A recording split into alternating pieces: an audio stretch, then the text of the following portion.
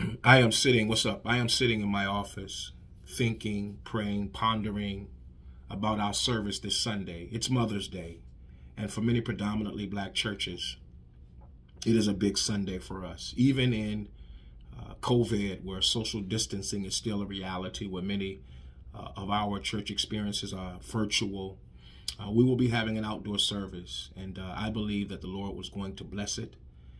And as I was thinking about that experience to come, started thinking about my own family and the fact that our 4 children, my wife and I, of 27 years, our children, all of our children will be with us this weekend, as the old saints would say, the Lord's willing.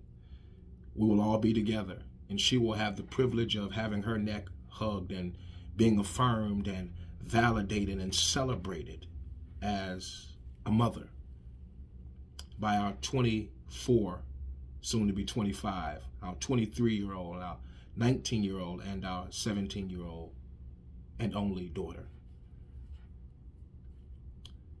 And as I was thinking about and anticipating that moment, I thought about the too numerous to count, mothers whose skin has been kissed by nature's sun, who has a deep and profound melanin. In other words, they are black. Those numerous mothers who will not be afforded the opportunity to have their necks hugged or terms of affection and endearment that has been specifically and uniquely given to them by their children, because their children's lives were snuffed out unarmed at the hands of police. And my heart is broken as I think about that. Psalms 34 says, the Lord, or God, is close to the brokenhearted and saves those who are crushed in spirit. Psalms 147 says he heals the brokenhearted and binds up their wounds. And as I was thinking about those mothers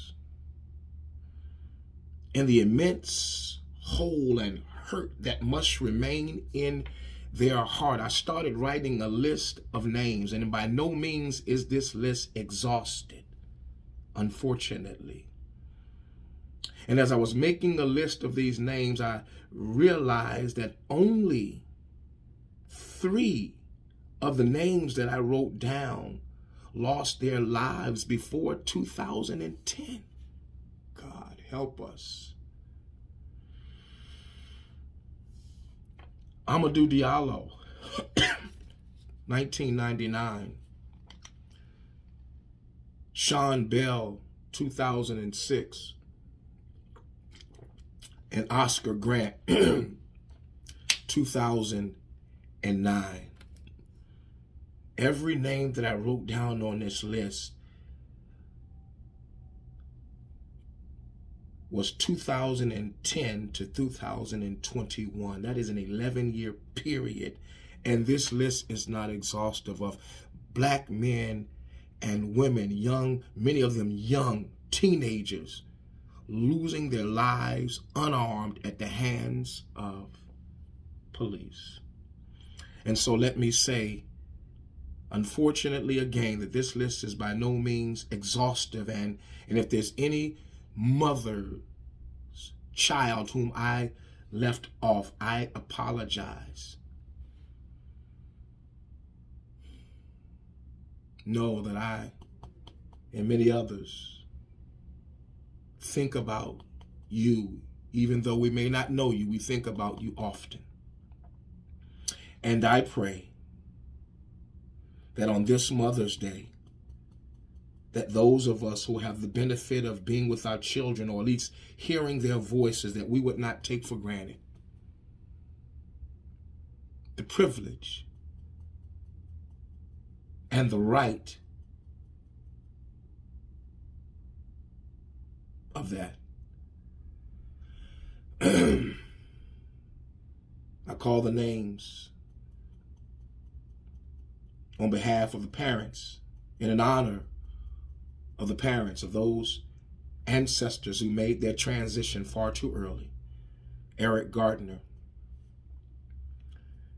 Botham Jean, George Floyd, Antoine Rose Jr., Elisha McClain, Ahmaud Arbery, Trayvon Martin, Eric Gardner, Amadou Diallo, Sean Bell, Dante Wright, Marvin Scott, Casey Goodson, Andre Hill, Rayshard Brooks, Tony McDade, Sean Reed, Breonna Taylor, Manny Ellis, William Green, John Neville, Atiana Jefferson, Ronald Green, Sterling Higgins, Gregory Edwards, Charles Roundtree,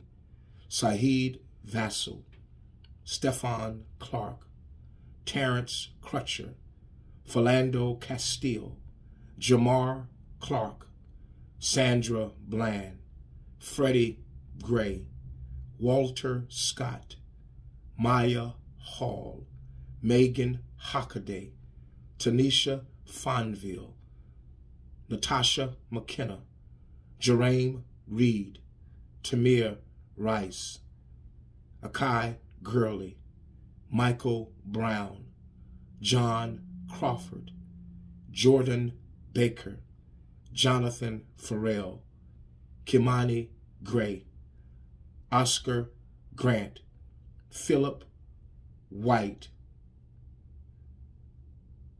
and most recently,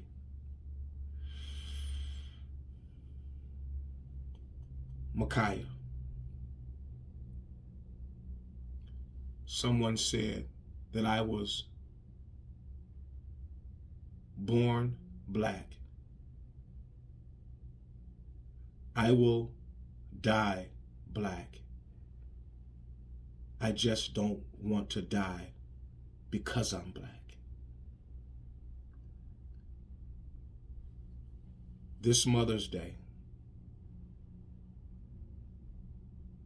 mothers, embrace your children, whoever they are. Children, love your mother, regardless. Black lives will always matter.